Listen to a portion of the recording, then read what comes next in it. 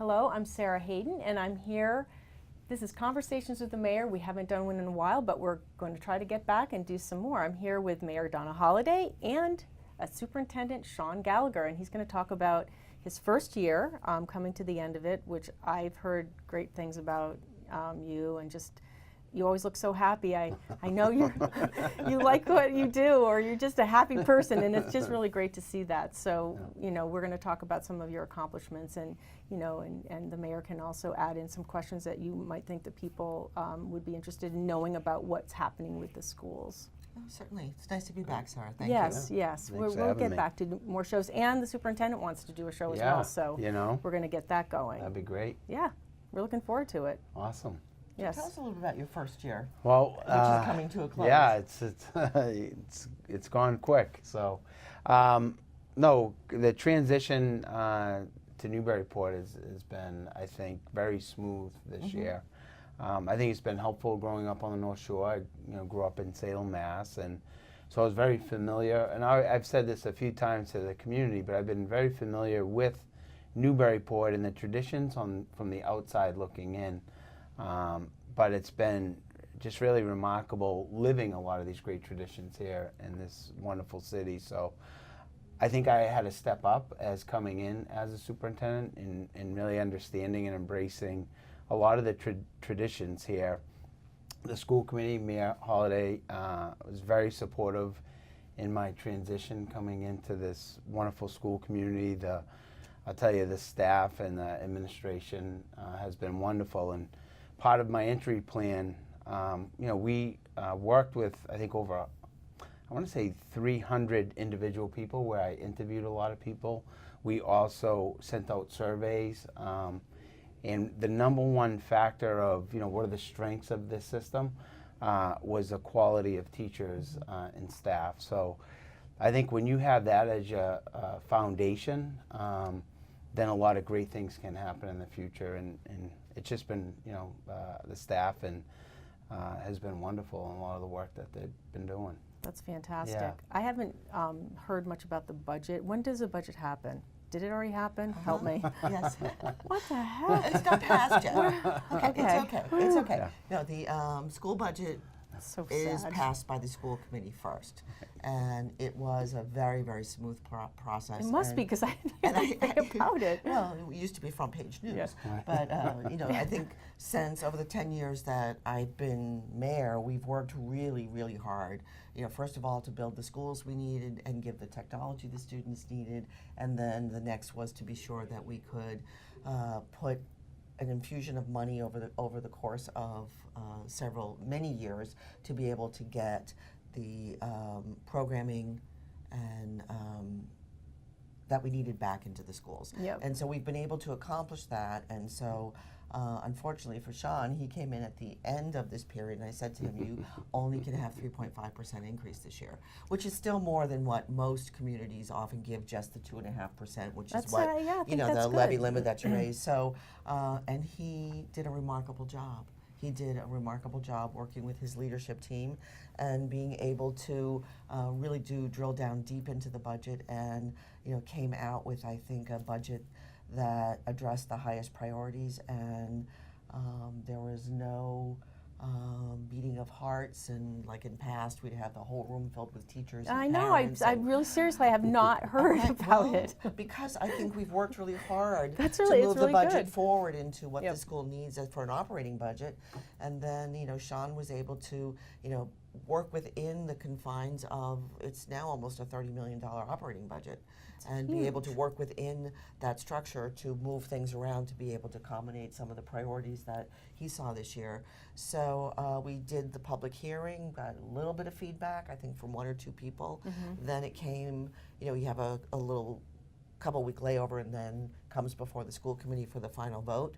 And Sean gave a final update of, where the numbers were, where we were, and I sort of looked at each other. 15 minutes.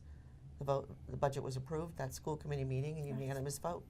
It was wonderful, and I think the principals also added narrative to the budget document this year. So that's all part of the budget that I presented to the City Council on Monday night. So now tonight is the first budget workshops.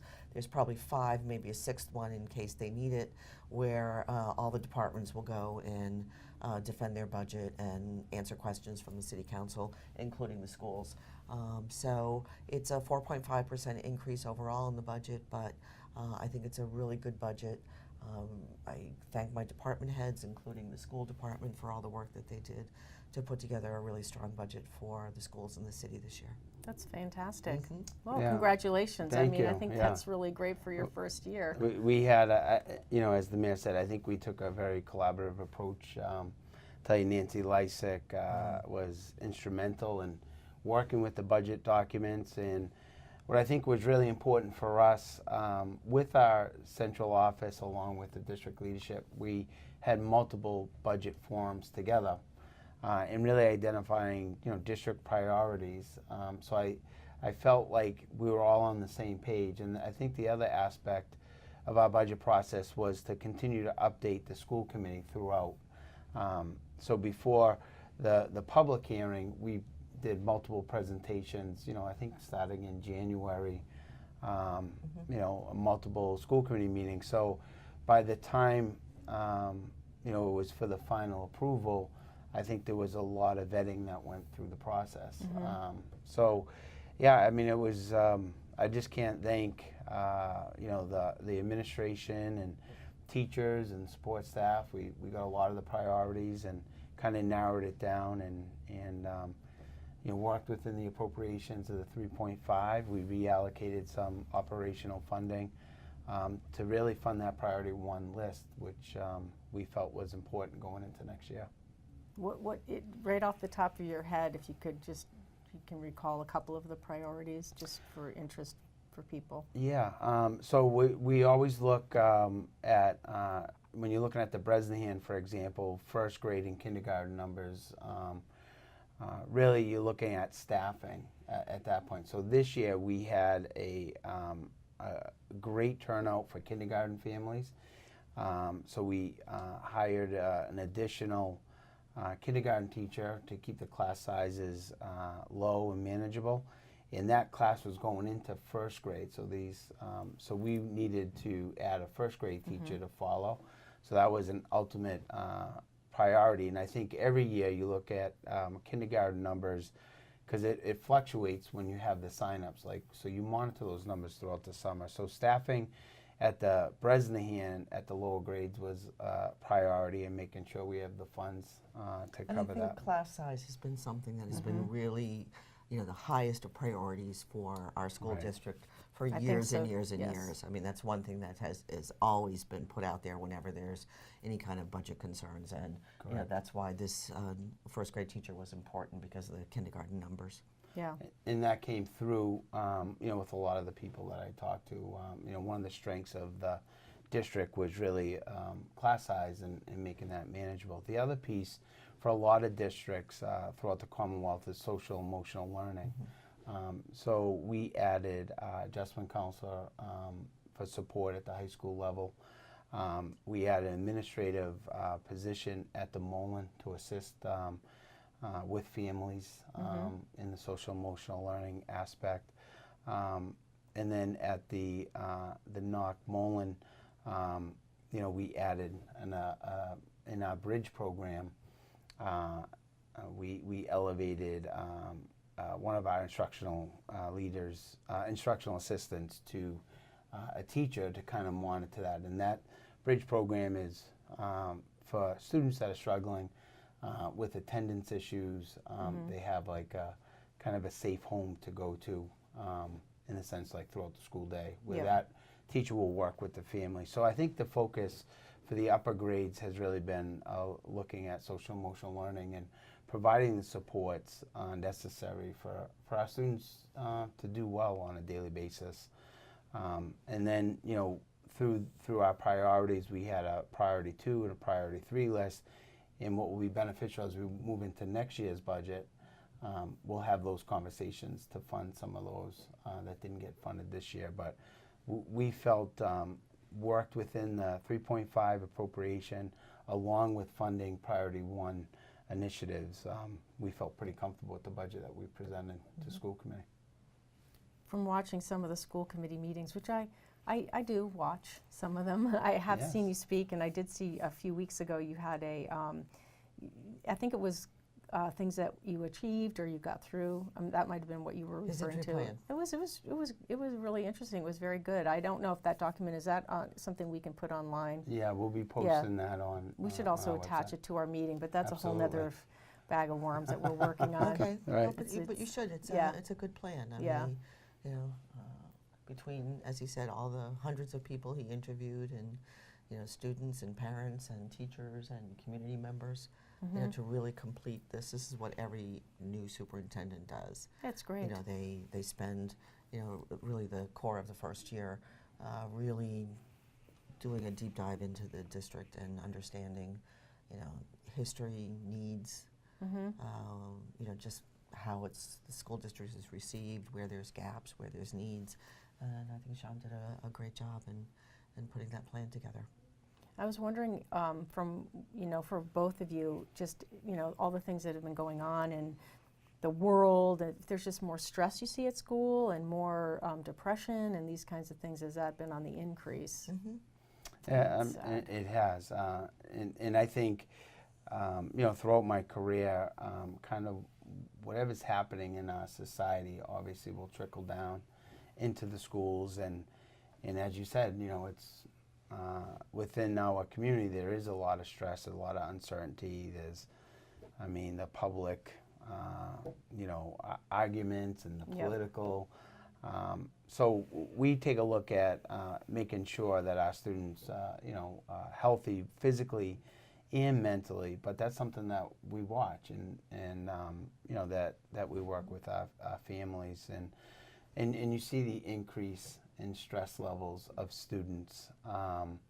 So a lot of these different programs that we have in place within the school system, along with the adjustment counselors working, and then we also have the Home for Little Wanderers that are partnering now with the schools. So we can not only work with our students in the school system, but then we have providing outside services for students and families through the Home for Little Wanderers, which is really the philosophy that I've always had as an educator. Is no longer can parents do it on their own. Schools can't do it on their own. The community can't do it on their own. I think when you can bring in into the school system that collaborative approach with parents, community members, schools and teachers, it really becomes a working community that does the best for kids. And I think that was the other piece of this year and coming into Newburyport, is really to establish those relationships and trust that our actions and decisions that we're going to make are always going to be in the best interest of students. And sometimes people may disagree with some of those decisions, but I think they'll realize that, it's a decision that they feel is going to be best for kids. And that's been, my success, I think, just working with communities, and throughout my career, I think it's essential to have everybody working together. I think you're right, Sean. And I think the other piece, too, is several years ago, there was a group of teachers, administrators from Newburyport who went to study at Leslie and took specific trauma training and received certification in that. I think we were one of the first cohorts of teachers that went in through this training, and then there's been more since then. So you had the professional development piece, plus the adjustment counselors, plus bringing in, we had wanted several years ago to bring in some counseling services because there's a real gap. Andy Egmont had today her annual mental health luncheon, and so brings all the providers together, and that's when we became clear several years ago that there was a real gap in terms of providing services to those who were on mass health or had limited insurance. And so we had tried to bring in HES several years ago, and it just didn't work out. So turns out the executive director is a new of Home for Little Wanderers is a new Newburyport resident. Oh, that's And, very good. So we all think of them at least. I was wondering how you connected how that with them. connected with Yep. that, and she lives Interesting. almost right near Youth Services, and so we had a meeting back in the fall, and this whole process began to roll out, and they're actually kicking off next week. So they obviously, to survive, like any nonprofit, you have to sort of think about service needs, and they expanded into schools. And Sean had worked with them in his previous experience as an educator, and we're thrilled that they're starting next week. They're That's kicking off their awesome. programs. That's awesome. They're a Yeah. very old organization.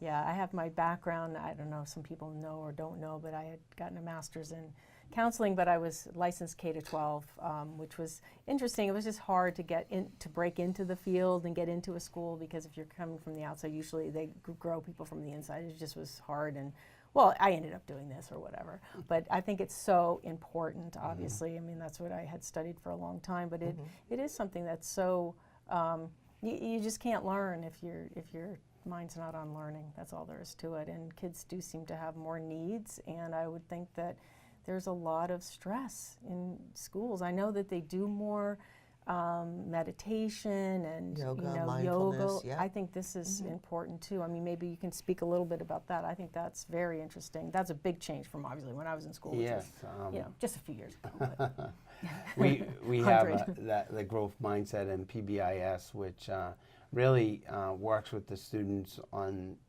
their emotional well-being, like throughout the day. And PBIS is from positive behavior supports from pre-K all the way to grade 8. So it's you have consistency throughout the elementary grades to grade 8. And really the idea of that is taking social interaction that students have on a daily basis and utilizing that as a life lesson. So having students having the ability to cooperate, to share, to some of those key life skills that they're going to need to be successful, we really start at an early age. And when I'm out visiting classrooms and enjoying snack time with the preschoolers, I'm the one who's disruptive, and they correct me at the snack funny. table about manners. So I that's funny.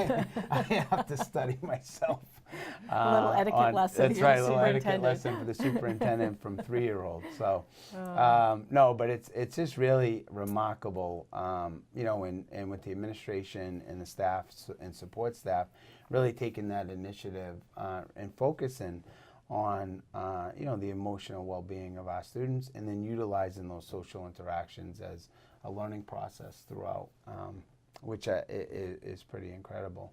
Which also helps when students are experiencing adversity, or they're a little stressed throughout the day, that it's okay.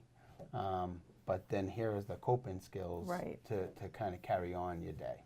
And I think that's really been the focus. It's so different than years ago. It just wasn't a consideration. But now to think you need to help kids learn how to cope, or skills to cope, and how to rest their mind or relax and all So that. they have the ability to learn. Yes. And I think this is one of the biggest differences once people understood about trauma and things that are going on at home that can really impact a child's ability to learn. And no amount of behavior plan or discipline is going to help a child work through some of those issues. And it's been a real eye-opener, I think, for the training that's been happening everywhere in this field. So it's which I think is a positive thing. It's just sad that we're here, in terms of all the things that our kids are having to cope with today. But I think the other thing that Sean has done, which has been wonderful, is he's taken the time at, I think, probably 95% of our school committee meetings where he recognizes and champions the work of teachers and students and presents them with certificates. Well, that's wonderful. And then they come up before the camera and he talks about what they've done, and the teachers or the students will talk about what they've done. This is at the school committee meetings? Yes. I have seen more students and, activity going on in there. I think that's really It's good. wonderful. Yeah. And I think it helps to, again, bring the community together, because I would like to have more participation at school committee meetings. That was a look for us, team, A team. Yes. Yeah. Yeah, it just would be nice to have more people show up Yeah. to school committee meetings. But I think it's made a difference us moving next door for the meetings because They it's do look easier for like- people to yeah, come. I do think At least they come more. for part of or an agenda item they're interested in, then they leave. So that's People okay. do look Yeah. at the meetings, believe it or not. You know, not everyone thinks that they'll go back and look at a school committee meeting because honestly, the reputation isn't good for school committee meetings across the country. It's not like it's the most riveting TV. However, I know. However, I think it's really important, and I feel, I mean, you learn a lot about what's going on in the school. We have been trying to chapter them by putting the agenda in ahead of time.